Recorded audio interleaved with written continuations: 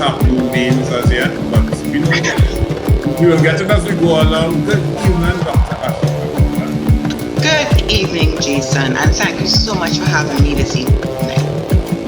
Hi, thank you very much. So if you're from the swimming community, you may know Dr. Asha Pemberton, mom of Zara and Isis Gaskin. She is a swim mom-ish together. Not ish, full-on swim mom, old-time swimmer, back in the day. It's not swimming alone, they do. That's true. Triathlete swimmer mom, an ex-swimmer myself. A sports mom, right? Yes, I like that too. Sports mom, and in her professional capacity, she is a pediatrician specializing in adolescent health, and she is an adolescent medicine specialist. I got that right, Kaina? You got that correct. So adolescent medicine is basically a subspecialty of pediatrics, which is not as developed in Trinidad or the region as we would like, but I'm working hard. So the same way you would have a pediatric cardiologist who specializes in diseases of the heart, nephrologist, kidney, adolescent medicine really places focus on that developmental stage between childhood and adulthood, and that's what I do. So why? Why I chose that specialty. I think, honestly, during my residency all of those years ago, I recognized that we did a really good job of taking care of adolescent physical illness. So the asthma, the seizures, what have you, and we didn't pay enough attention to their psychosocial, developmental, and mental health concerns.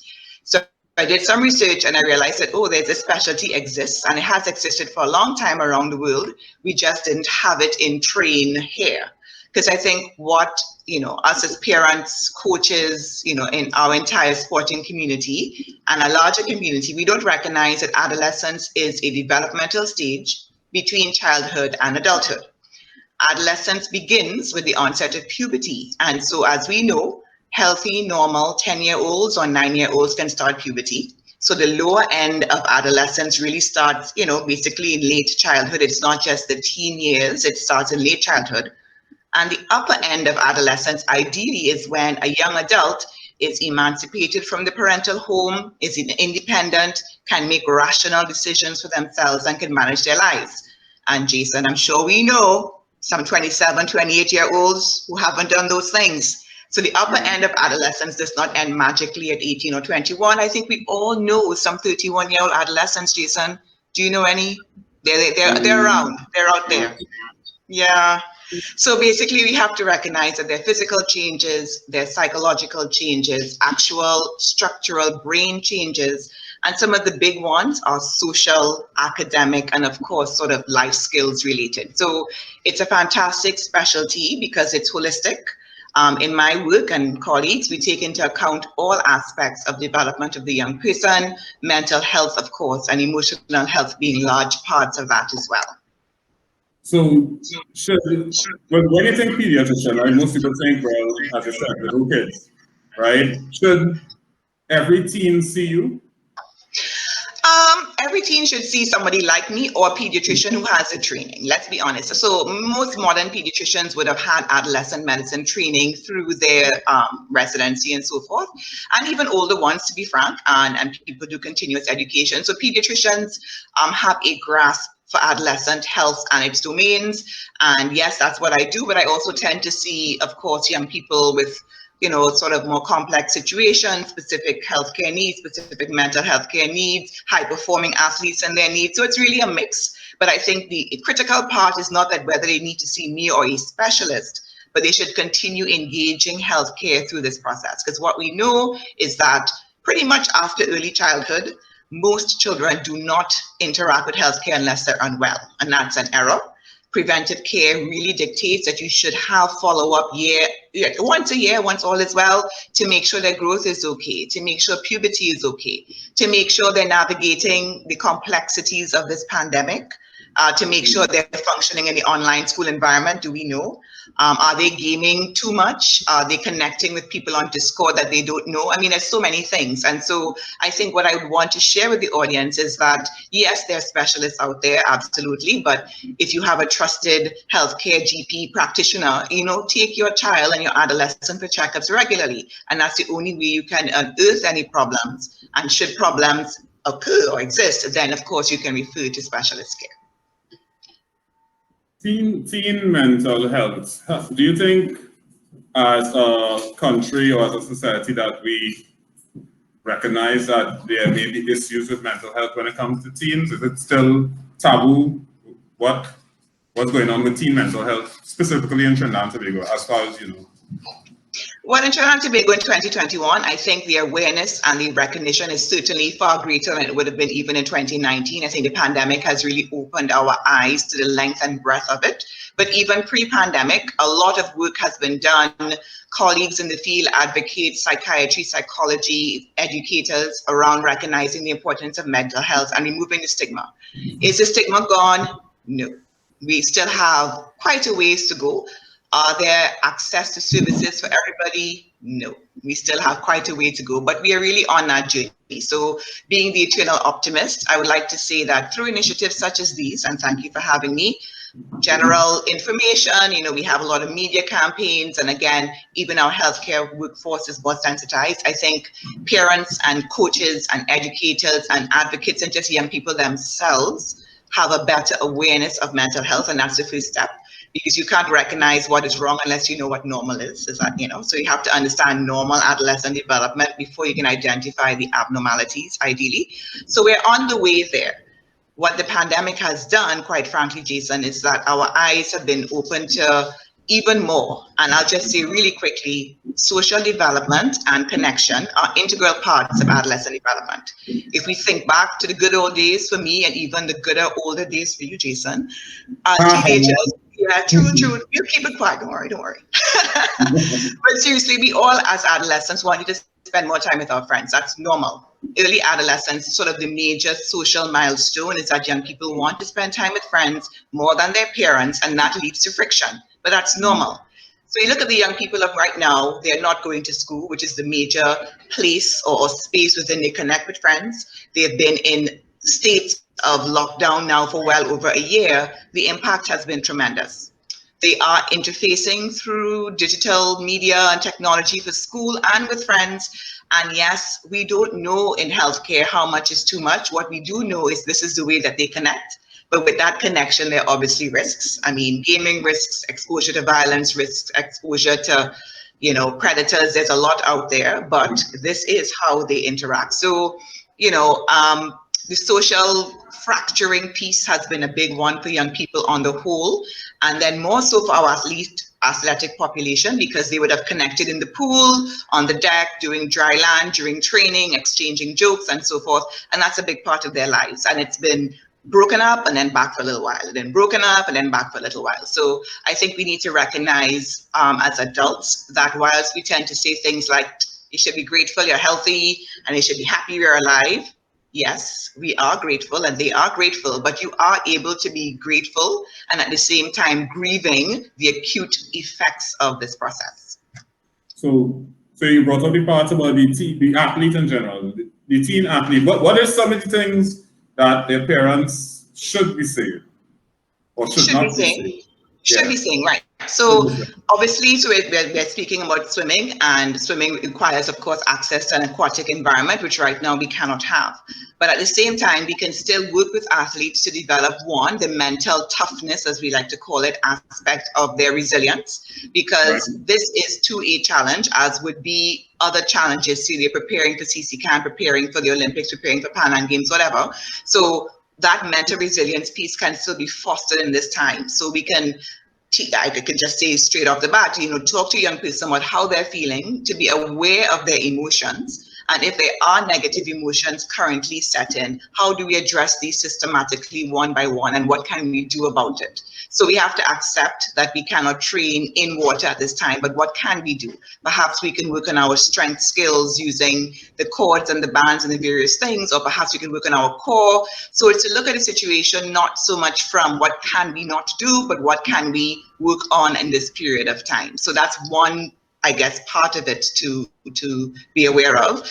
And then to also sort of think broadly, like what other aspects of my life have I neglected, or what can I work on in this time? So perhaps I need to work on my mindfulness, or perhaps I need to work on my essay writing skills for applying to a college. I mean, the list goes on, but I think it's to see how we can use this time towards sort of holistic and optimal development, and not focus on what we can't do, focus on what we can, accept what we cannot change, and use the time towards sort of the greater good.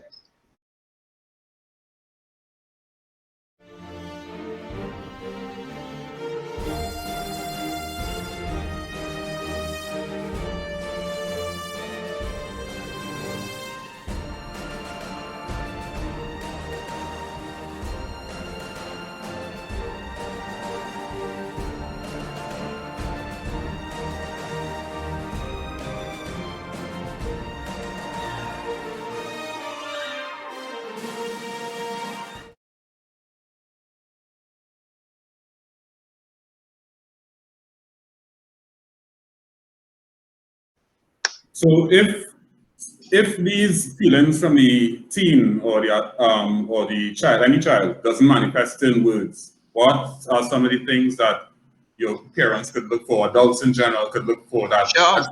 a teen may be going through some kind of mental distress? Right. So I can divide that into two categories. So mental health, what we know now that we didn't know as well before is that the mind-body connection is a real thing. And so mental distress can manifest as physical sort of symptoms and signs, as well as there are behavioral symptoms and signs. So some of the ones that I see all the time would be this chronic fatigue. Now, to just be clear, young people right now are rolling out of bed at maybe 7:45 and then logging on to school, hair not combed, teeth not brushed, they're just sort of in a vegetative mood.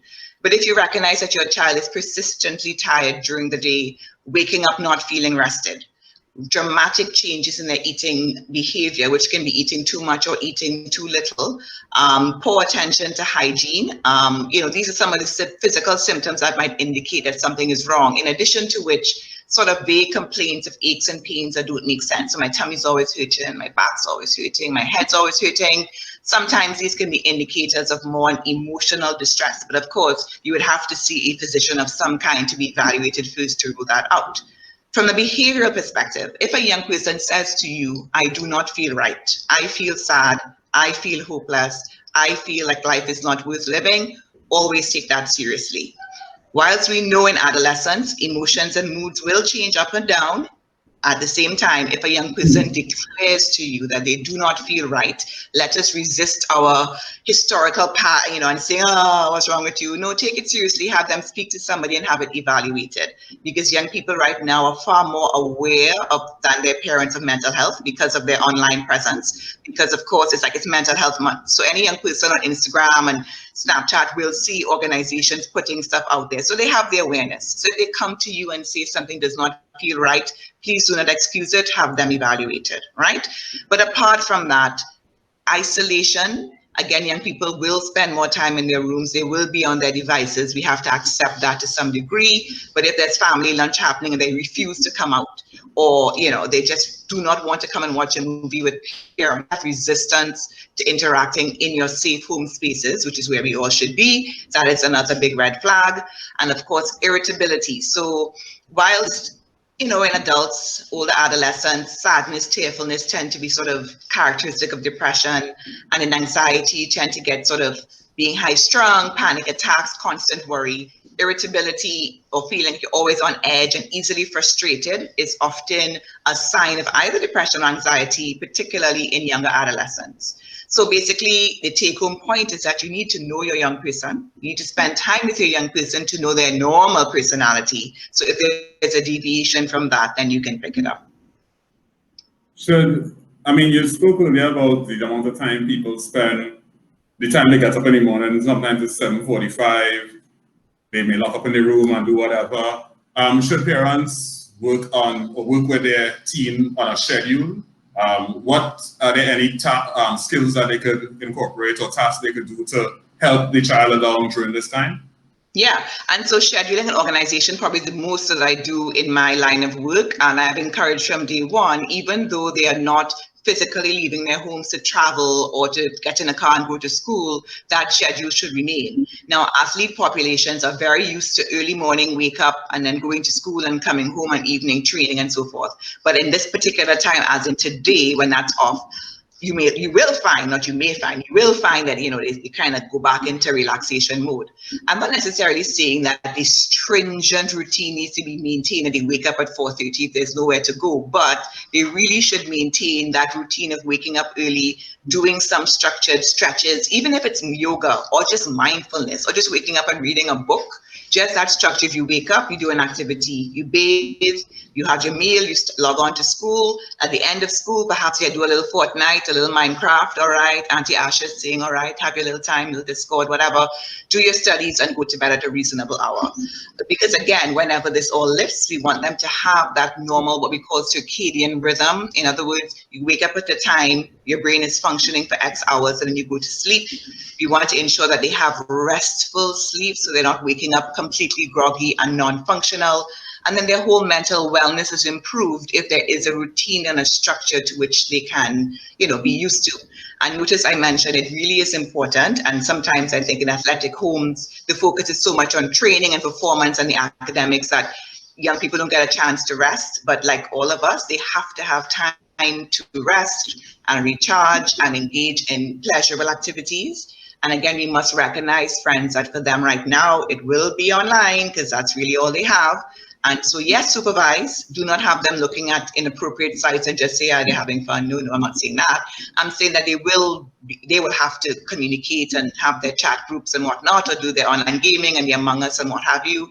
That's part of their context today. I just encourage parents to supervise it, but taking away phones and leaving them completely pulled off from connection is not always the best response to, some infraction that they may have done.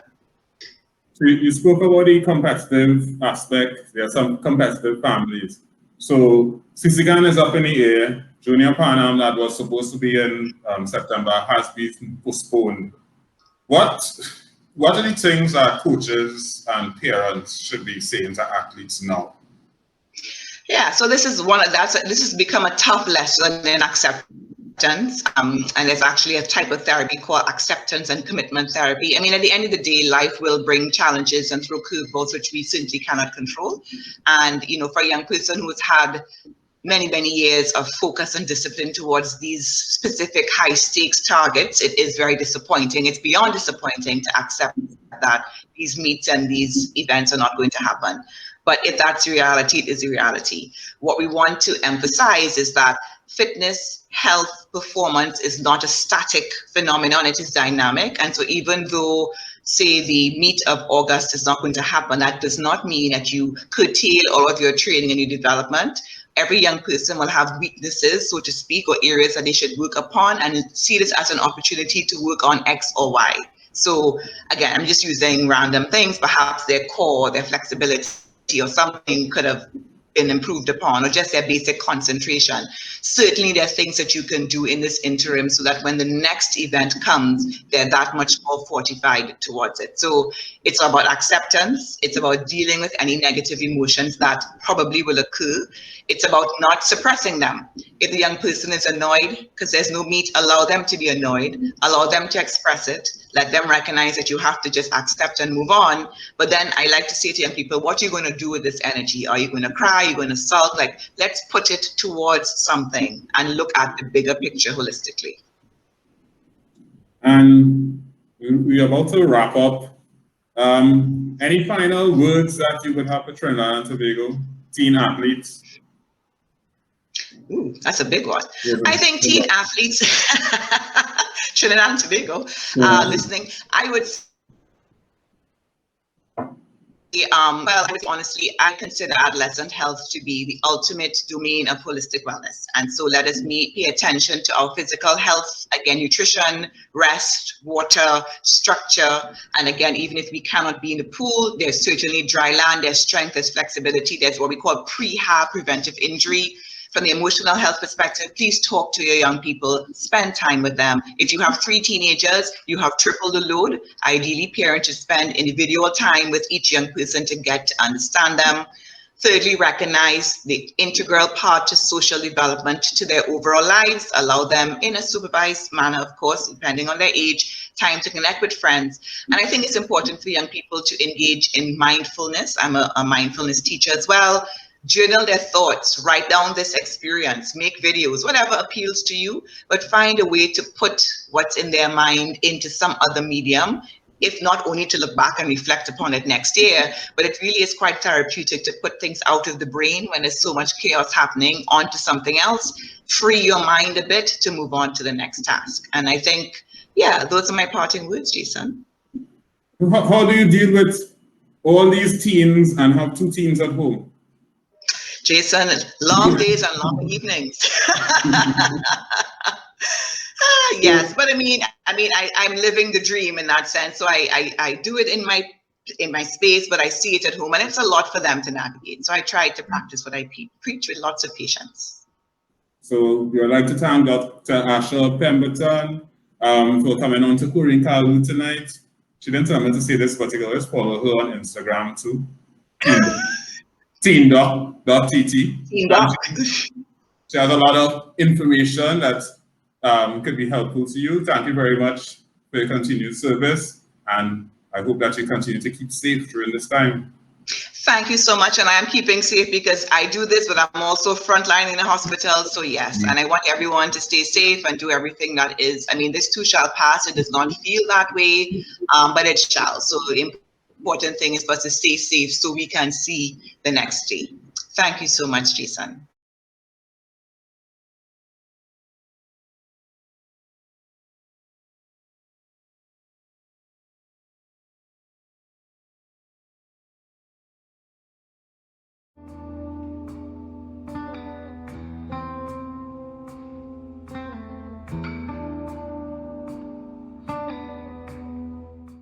You said, Mrs. Sin said, we could get together, and you said, you believe we have the coaching talent to do it.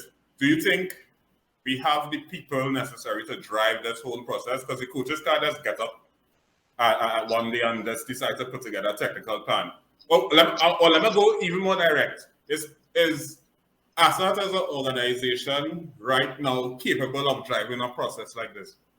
No, not in my opinion. Not currently.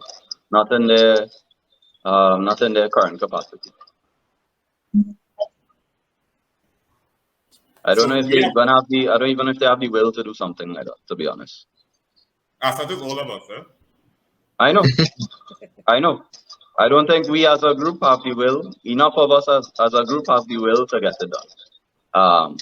Whether it is the executive or the council, whoever, I think we need to come together more, sit down, probably have a technical coaches meeting, and talk about it, flesh it out, let everybody throw their ideas on the table.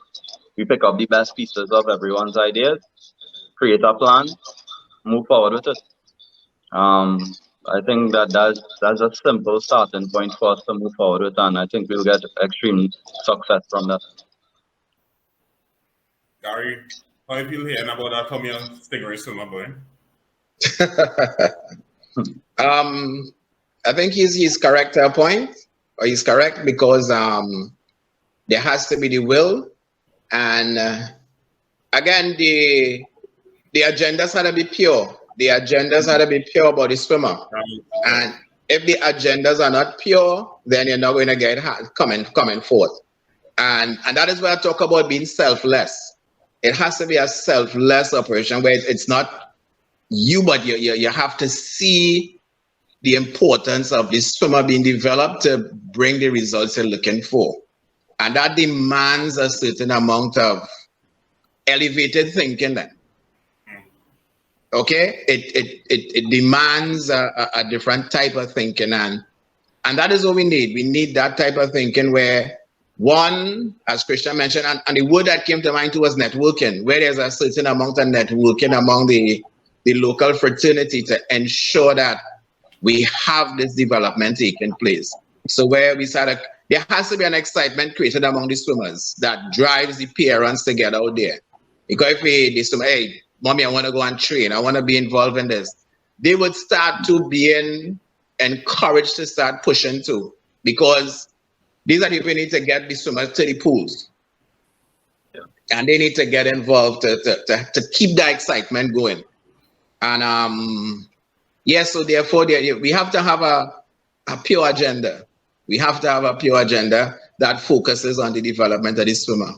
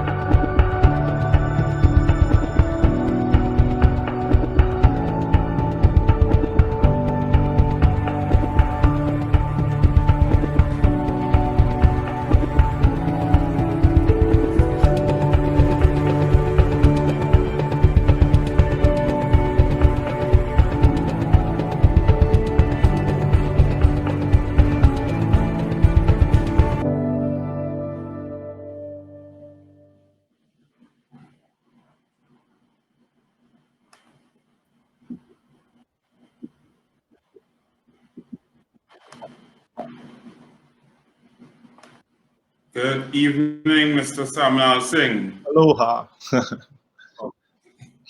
I thought we were going to encounter another adversity here today, but our microphones seem to be working. We seem to be connecting this evening. Yeah, faith shows you went through enough. Sorry? I say faith has it that you went through enough. Yes, sir. So this is Deronn Samlalsingh. So you all will have seen him on Coach's Conscience, giving advice for his opinion on things for coaching. And back in 2016, December of August 2016 precisely, he was involved in a near-fatal accident. Deronn, good evening and happy belated birthday. Birthdays. Birthdays. So Deronn Samlalsingh, his accident actually happened 3 days before his 27th birthday. So we have this new segment, Flashback Freestyles, because Deronn actually did represent Trinidad and Tobago. When again? My last game was 2005 Carifta.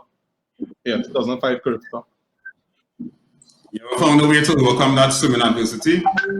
I still always get back to the pool, right? But I mean, swimming is, I tell people, the most difficult sport there is. But I would not be who I am, and I would not have been able to have encountered and overcame what I overcame. I mean, partially because of swimming, right? So, well, swimming is assisted you, but At that point in time, because if normally when people see Rocky, they might think he just fell off a bike because he had a little bit of scars and thing on his hand, etc. But it was injuries. They had multiple broken limbs in multiple places. It took 11 surgeries or more, I don't know, to work on Rocky.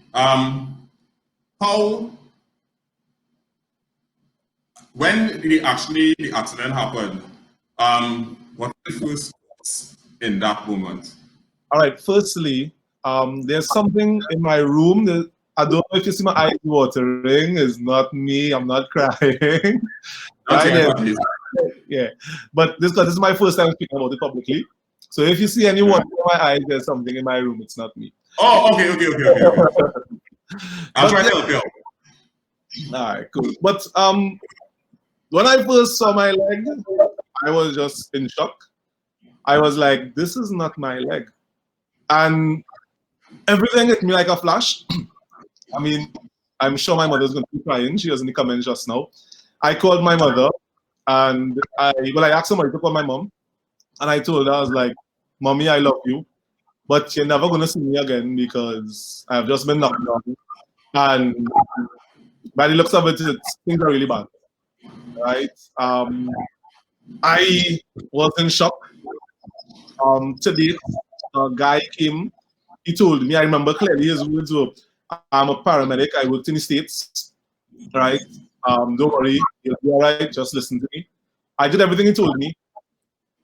Person said they saw him, like police officers said they saw him, but no one was ever able to find him again.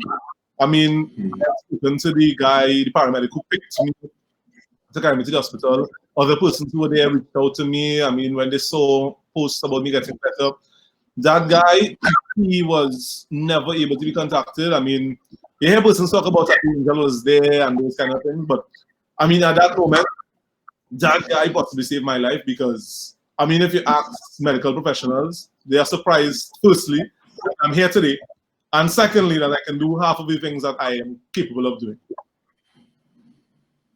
That you can do half? No, they are surprised of half things I can do. Right. So, do you recall being like when you were admitted into the hospital itself? Apparently, I'm a pretty funny fellow after I got bounced down. I don't want to see that again, but I was making a joke with persons, right? My mom and other persons told me stories. Even the paramedic, I met him in town, and he was like, "Doug, you're real funny. You was making jokes," and we are like, "But this man faking." And I mean, thankfully or unthankfully, I had these scars to show to realize it was a serious situation. By the time we got to the hospital, I remember hearing voices. Like, I don't know, I can open my eyes. I was hearing voices, not voices as in voices, but persons who I know. I was able to make out voices. Right? I got to the hospital and they put me on some drugs and I started hallucinating. So for a couple of days, well, I was hearing these nurses and people saying, "You're in the hospital," but in my mind, I was in the sky. I was playing cricket. I was all over the place, right? And it's only on Friday morning, I remember kind of coming back to consciousness, and I saw nurses station, and I was like, nurses station? And I looked around and I realized, okay, these are doctors and nurses, what am I doing here? And I looked at my leg, and the event that I thought was a nightmare was a reality. And I was really warded in the hospital. I can imagine that through the whole, I mean, you were in the hospital for the first instance for how long?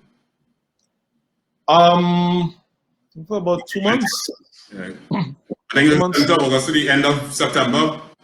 But yeah, I think just September, I think they actually let me go home because they trusted my parents. I wasn't supposed to go home. When I went back for therapy, I went home the Friday evening, I believe it was, because, I mean, and I don't know where Jason plans to go with this, so I'll hold off. But no, you can go ahead. You'll come back if there's anything.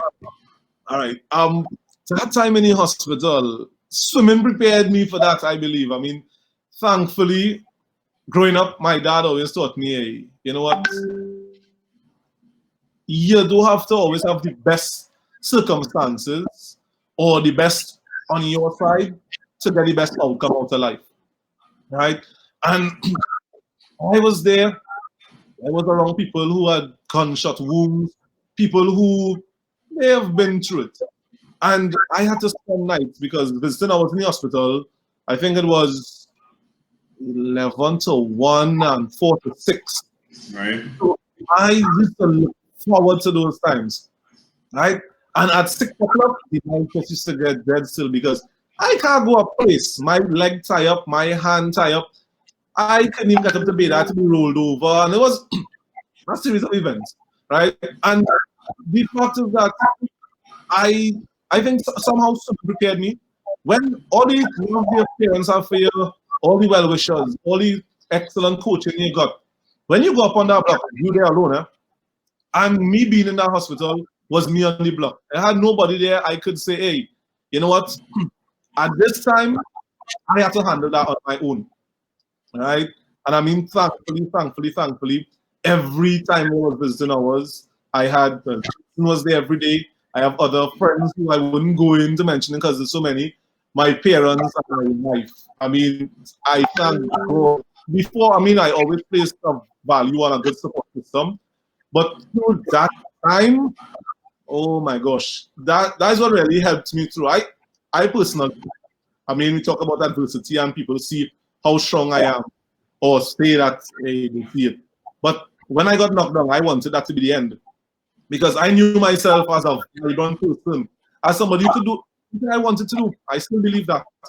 But anything I wanted to do, I could do. Then I'm looking at myself, they're saying, hey, you might lose your leg.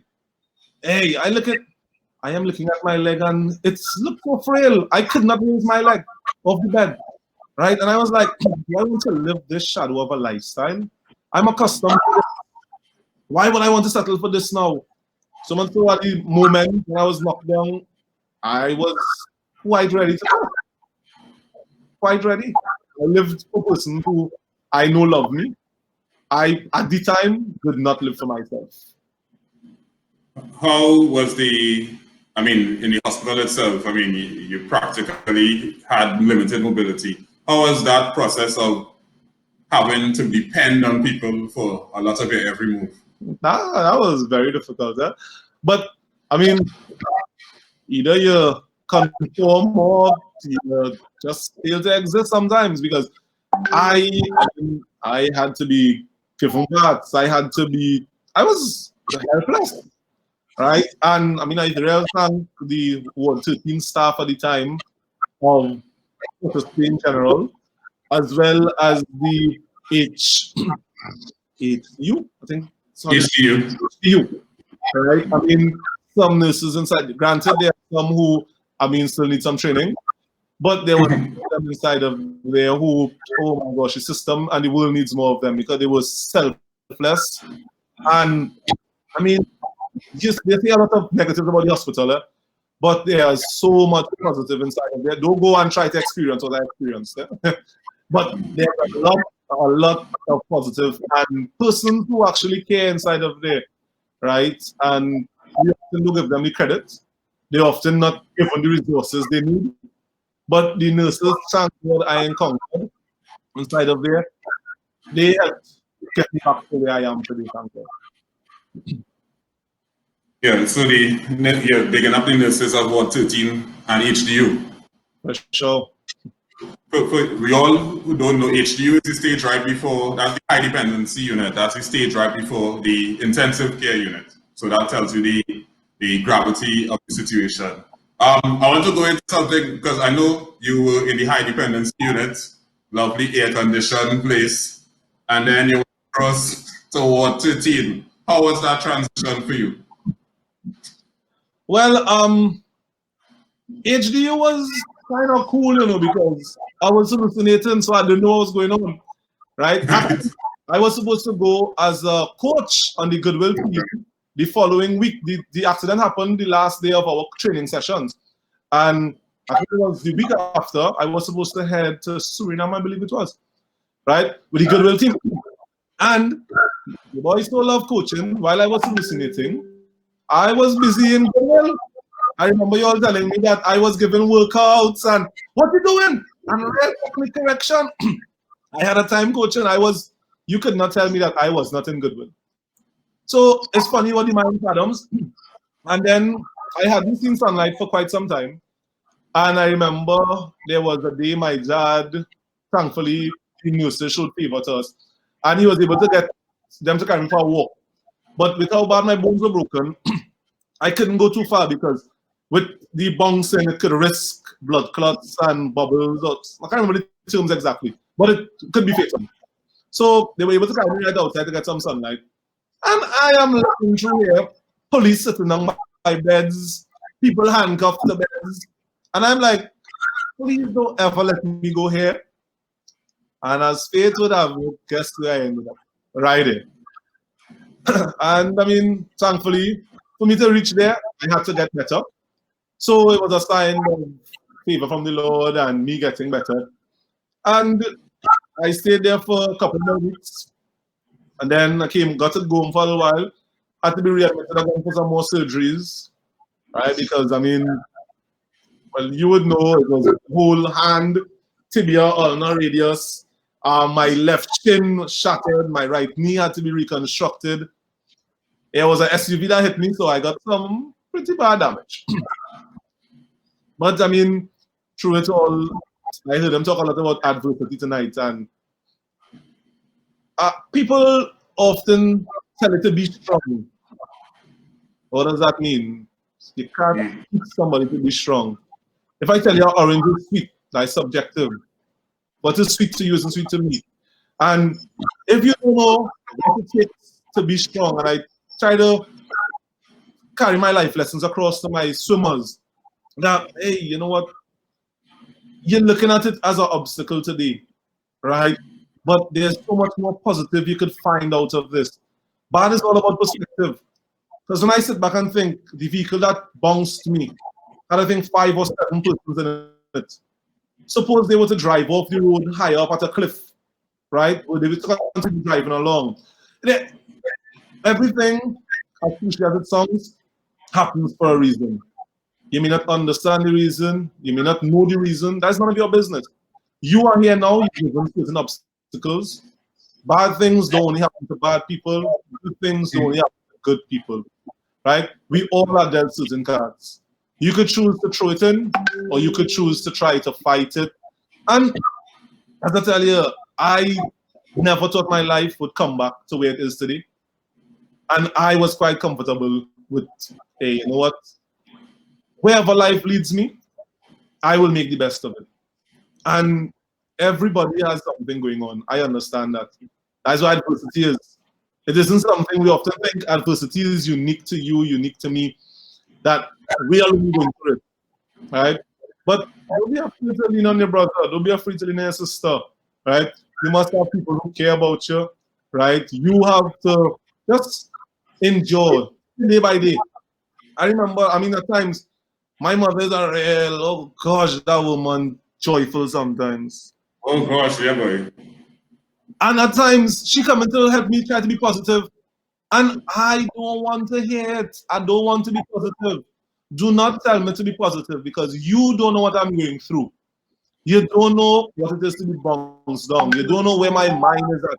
You don't know anything that I am going through. And you feel like you're all alone and you just want time to reflect and be sad. But at the end of the day, hey, you know what? You had to bounce back. You had to dig deeper in yourself.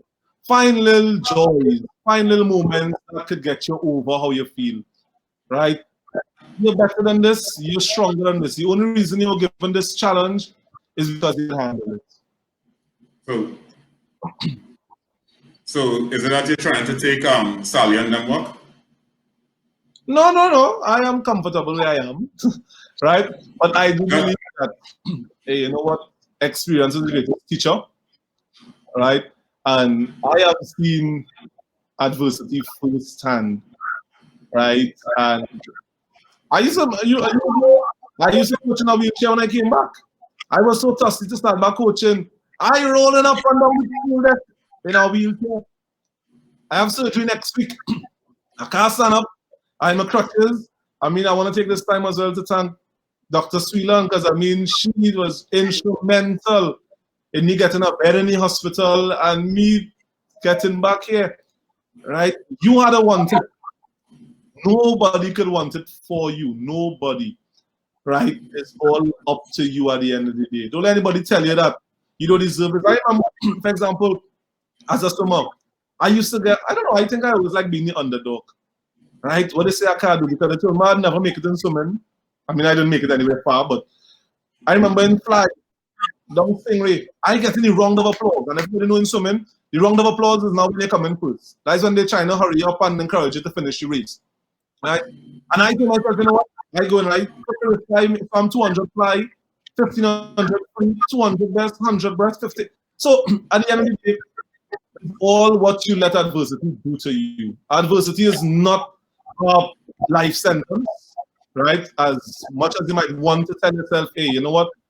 This life sentence, I can't get around it. It is not. There's always a way around. You just have to find it and make fun of it. Try to find it.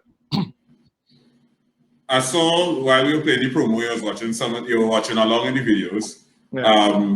You see the whole rehabilitation process. Do you remember your first day of therapy? Oh my God, I remember the first, the second, the last.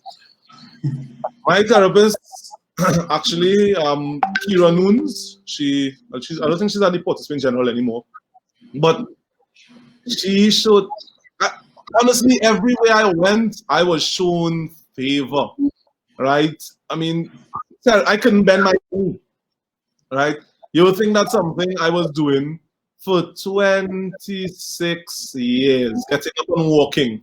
You would think that, all right, for a couple months, I could get back up and do it. I cold sweat, a ball, a cuss, you name it, I did it, all right? But at the end of the day, I knew where I wanted to be, and I wasn't there, right? I remember at the time I was like, you really want to walk again? Because I mean, we programmed to be pessimistic. We programmed to be within our comfort zone. But I wouldn't have made a very good potato, a vegetable. I wouldn't have made it good. They're just being wrong. I had to get up and get. My therapist, when she first saw me, she was like, well, she didn't show me, but she spoke to my parents. And after they told me, after when I was back on my feet, that she was skeptical because, I mean, I'm about 6'1", 6'2". So the length of my legs fit to my shin to form again and my knees. I'm heavy. So all those factors were playing against me. And she was like, you know what, I can't make any guarantees, but we could work. And I would have to go. I mean, my dad, I couldn't even sit down in a vehicle. So we had to rent a panel van, right? Every day I would be home at 6 o'clock. Neighbors would have to come and help lift me out of the bed. Or a friend, my sister's friend, would come and they'll have to put me onto a stretcher, a gurney, right? A stretcher, one of those stretchers, and roll me onto the stretcher, put me into the van, lie me down because I couldn't sit up, right? I mean, yeah, you have to do what you have to do. Every day from 6 I leave home and I reach home until 2 o'clock because therapy will take about 4 hours with me, right? They took their time with me. Was a lot of work. I mean, I can't thank my parents enough. I mean, they're right on the hold, huh? You will get to your parents just now. How does your mom here? She well preaching in the chat, you know, Auntie Donna. That's what man could talk. Jeez. Oh gosh, we know. How important was faith? Oh, that's also existence, huh? Because faith as an F-A-I-T-H, right? Yeah, that's the one we're going with today. All right. Yeah, because the doctor, my mom, the doctor came and was like, I think my dad, he's a very eager person. So he asked the doctor, Doc, you think he'll never be able to run again? The doctor watched him like, let me see if we could get him to survive this week. Then let's see if he could even walk. And I mean, at the end of the day, I would hear some of the diagnosis done on me and some of the predictions about my future. And that made no sense to me. You could not pay me to believe that regardless of how broken my legs were, I don't care how they had to realign and reform. You could not pay me to believe that I would not walk again. I remember from young, my dad would let me envision races. And just, these are the little things that as parents you don't realize your children hold on to. I was there, and only after a couple of years I realized, wait, this is from me when dad would teach me, hey, you're going to overcome this. Envision this beforehand. And I would sit down and envision me walking again, me doing things, me having a life, right? I was never willing to accept science and their predictions. You see, faith, you have to believe it, huh? And people say, easy to say, I will do this and I will do that. I don't believe it, right? So there's a difference between making noise and really speaking with faith and conviction.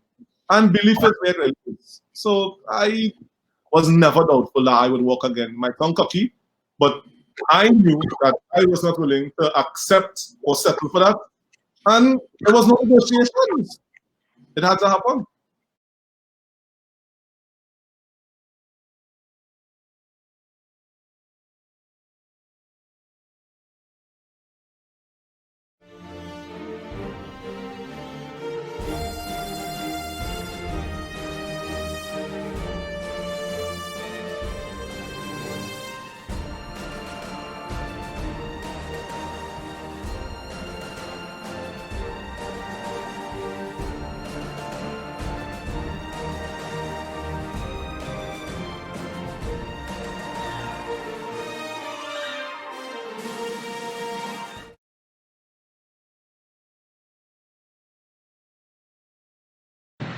Hi everyone. I really appreciate the love and support on this journey. I mean, it's not where I expected to spend my 26th birthday, but I must say the love and care shown thus far, and I know will be shown during this time for me, will be what it is. I mean, things happen the way they happen for a reason. And I just want to thank those that have lent the support and given comforting words. Alright, thank you for everything. Hope you'll be out soon and with a speedy recovery and you can hang sometime. Thanks. Na na na na na na na. Whoa, whoa, whoa, whoa. Life is so good to me. Life is so good to me. Whoa, whoa, yeah. From your wake up this morning, you're the winner. Yeah, yeah, yeah, yeah, yeah, yeah. From your wake up this morning, you're the winner. Yeah, yeah. Watch out, Jaja. Here we love our life now. Everywhere is vibes now. Whoa, I say watch out, Jaja. Bring woman so nice now. What more could I ask for? Beside a woman in front to go down and walk up she lays and get on and mind that she body can wind up no more. Cause life is short and tomorrow not sure, so I live like it's my last. Oh, drinks in me and now. Jump up and wave as the plan now. Just love and girl with the man now. Whoa, cause he thinks so sweet. Sometimes I feel like I don't wanna go home, no. Cause it feels so sweet, yeah. Sometimes I feel like I don't wanna leave, oh no. Right now I feel like a jam down,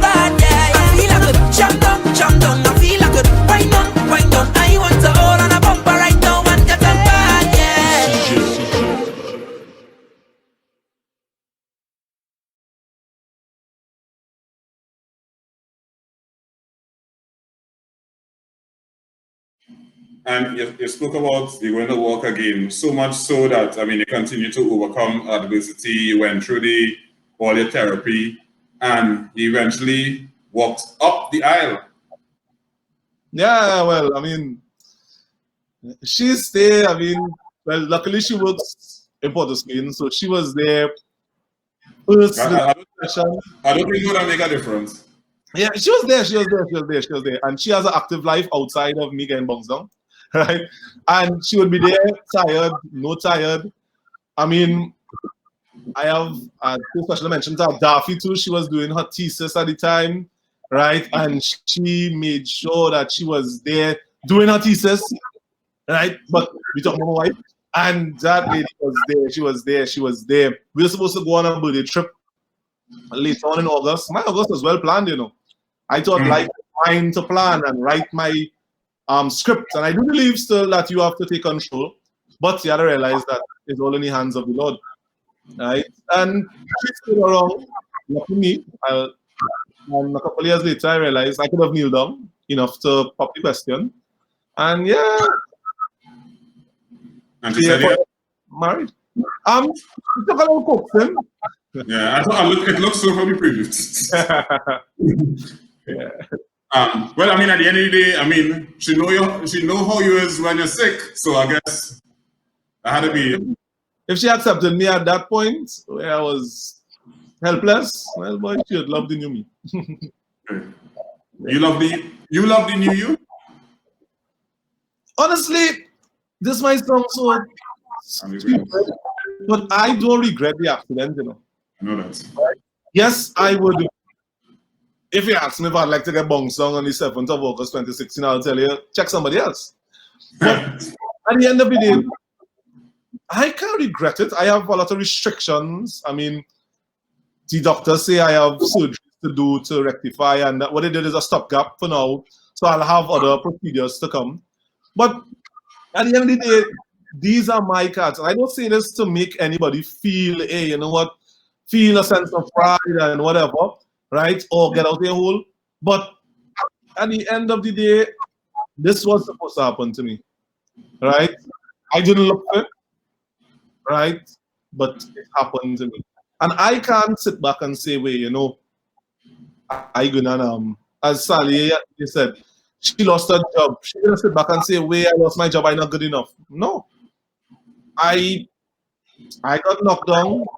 Things happen, everybody's going through. It have people who have ended up in a car seat, somebody driving to them, and life has ended there.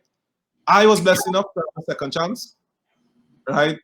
I was knocked down, but I am thankful I can do I can't do certain things, but I can do more, far more than science that I would have been able to do. So if you're not thankful for your blessings, then you need to find more things to be happy about. You will never find contentment if you don't find it within yourself. You could go searching all over. We have gone way over time, but can you ask your wife if you get some more time? Babe, okay, sometime. I think she's okay with that. The parents. That's all I have to say. Parents.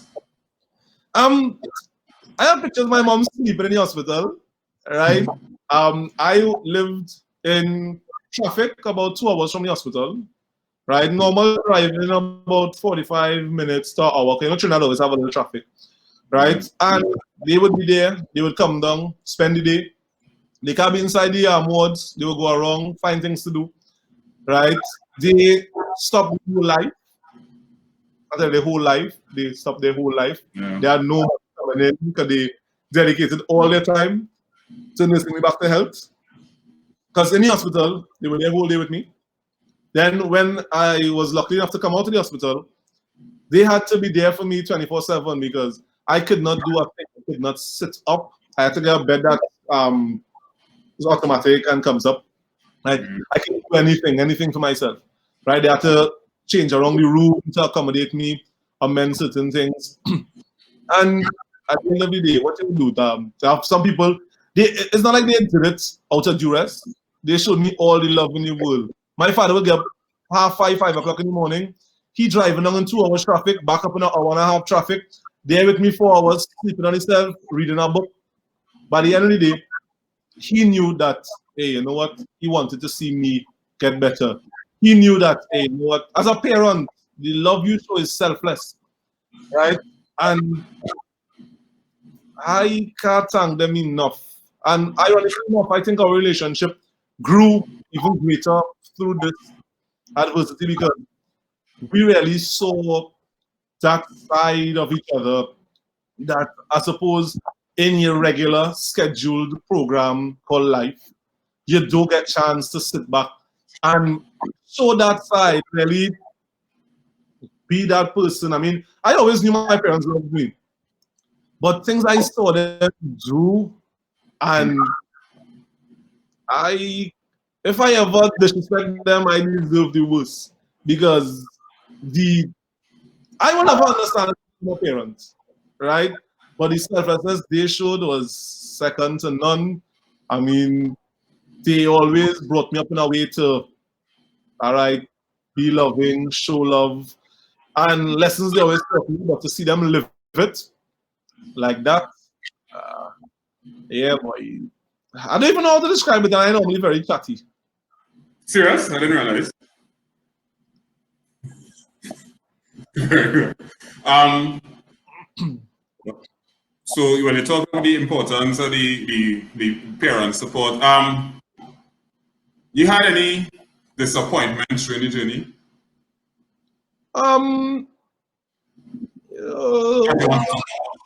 Yeah, you see, yeah, I saw the true side of some people, right? But was that a disappointment, or was it something that should have happened? A revelation. Yeah, a revelation, right? I mean, when you see so much blessings flowing your way, you really do have time to be disappointed. Because I would get, I had like a vaccine. Most people would know what that was, but I had wounds that refused to close, right? So I would have to go. I wouldn't go too detailed because I know some people can't take those things. But including me, in the hospital, going back and forth, and they couldn't find the reason for it. Back and forth, and I mean, there were a lot of reasons for me to lose faith. And granted, I would have wavered from time to time. Don't get me wrong, I wasn't always smiling. I wasn't always excited and positive. But I mean, I took my time. I went away from where I should be for a little while, and I got back to the point where I know, hey, you know what? This is who you are. This is what's going on. Find a way to overcome it. What was the scariest time for you? Oh gosh, it was in the video. I remember they told me I had to do something with my leg. But 2 times, one of the surgeries I was doing, I don't know if it didn't make the anesthetic good. And I was feeling like fires running through my hands when they were trying to put me to sleep. And I was on the bed bawling. And I'm like, hey! And nothing can be done then. Because I'm not falling asleep. I'm not going under. And this thing is burning my hand.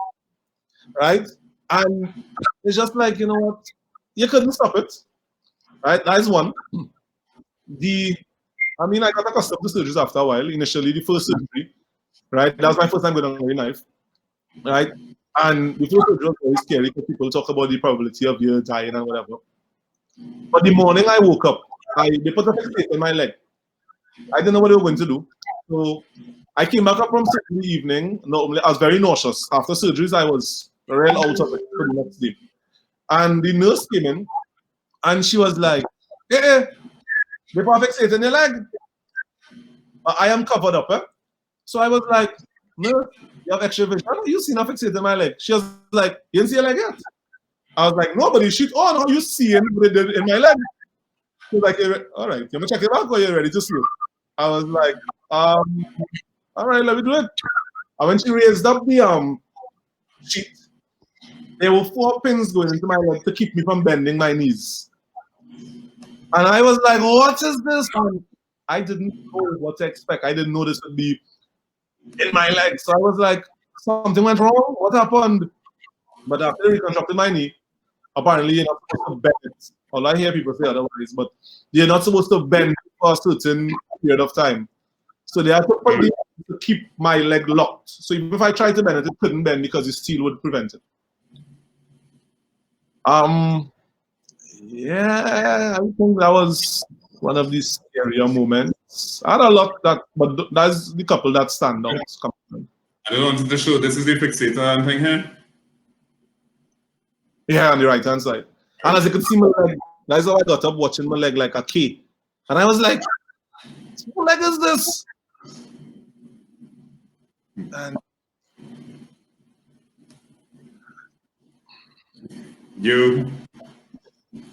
I know, I mean, as you go through the journey, and I know there are some things you're appreciating a lot more. How, I mean, I guess the first time you could make a first step, probably the first time you could bathe for yourself. How important was it to celebrate the small wins as you went along the journey? no, I still celebrate them, you know. I mean, I get back to myself from time to time. Every August 7th, well, there's the 4th one, I would go through the pictures from the hospital, right? And I mean, not to get sad or anything, but just to be thankful. It's an emotional day for me because it could have ended so badly, right? And I mean, I know it would have wrecked a lot of people. I mean, I think I'd have been dead, so I wouldn't know what's going on, right? But it would have wrecked a lot of people. And I realized the things I take for granted. How many of us get up on a morning, take our first steps, and think, hey, you know, God owes me this, or hey, I will walk in the morning, right?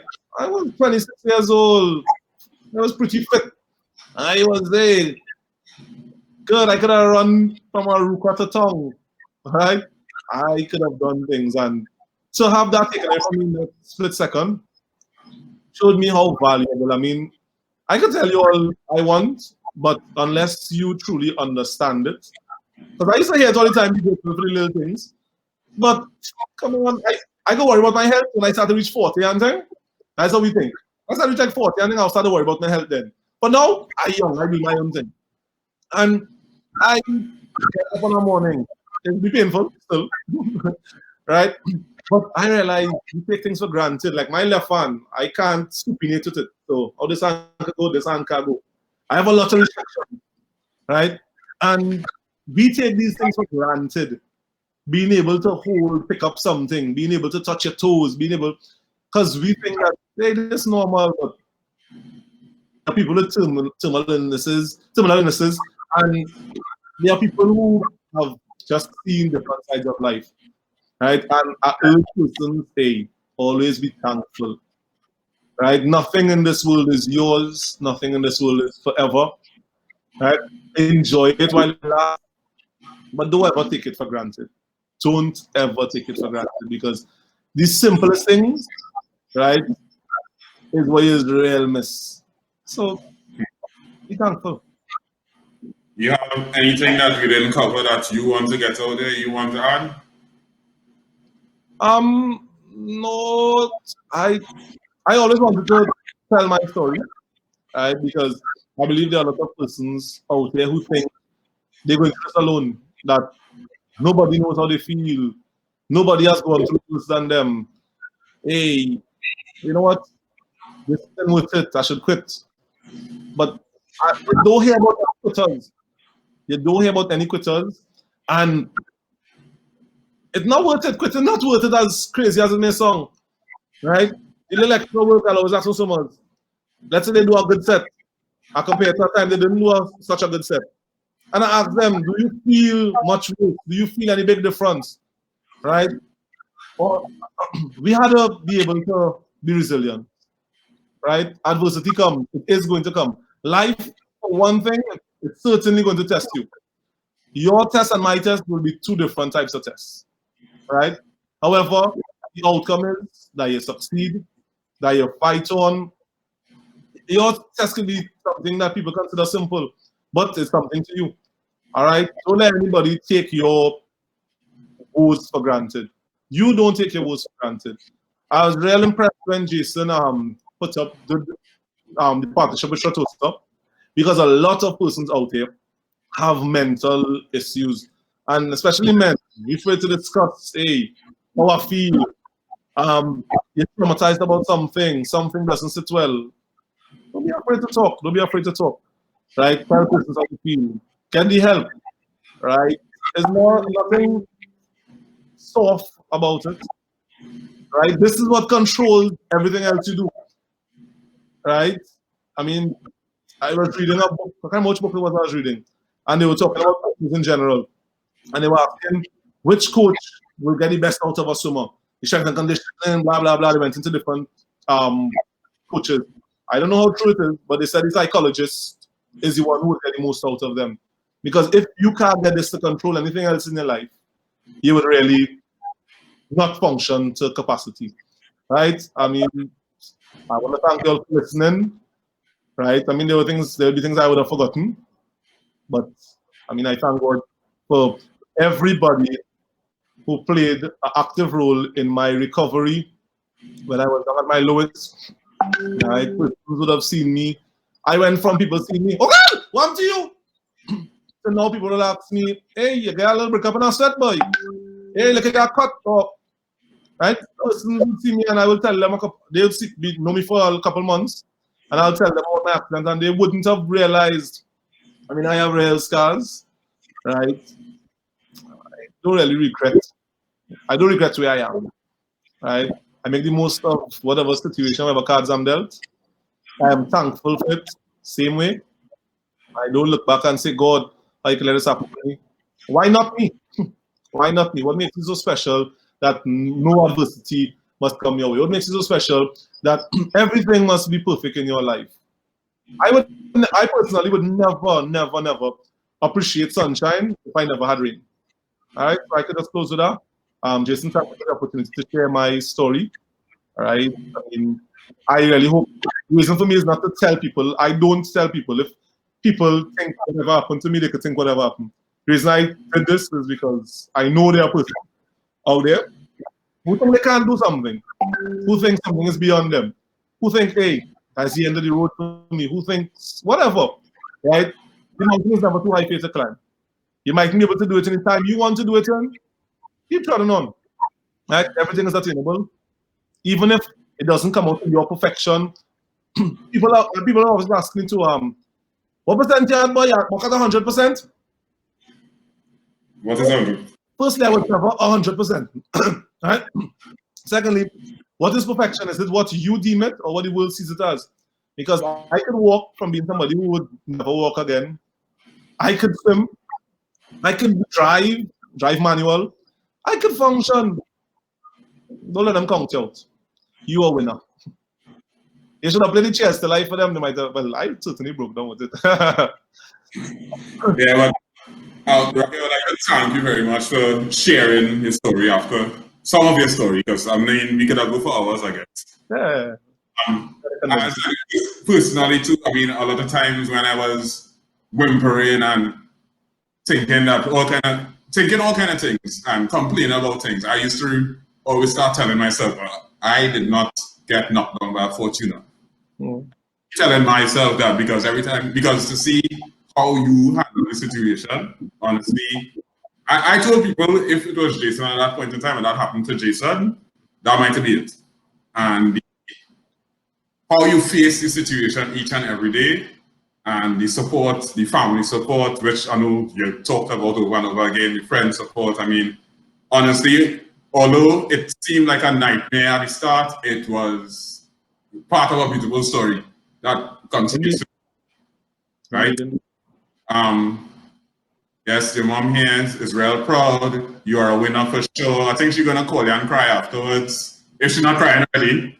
Somebody had to block her, yes? Yeah, I think she needs to be blocked. But thank you very, very much for inspiring the audience, for inspiring me. And I hope you continue to share your story with people. Thank you for being there, Jason. Thanks much. Well, I'm going good so far. Let me end this life fast. Thank you very much. Thank you, Asia. Thank you, Ronald Rogers. Thank you, Flying Free Swim Club. The nutritional nuggets, the mental massage, of course. And thank you, Rocky, for sharing with us tonight. This was episode number 11, where Asia tried to take over the show at the start, but after the recount, we have risen again. Tough luck. Thank you very much, and everybody have a good night. Bye.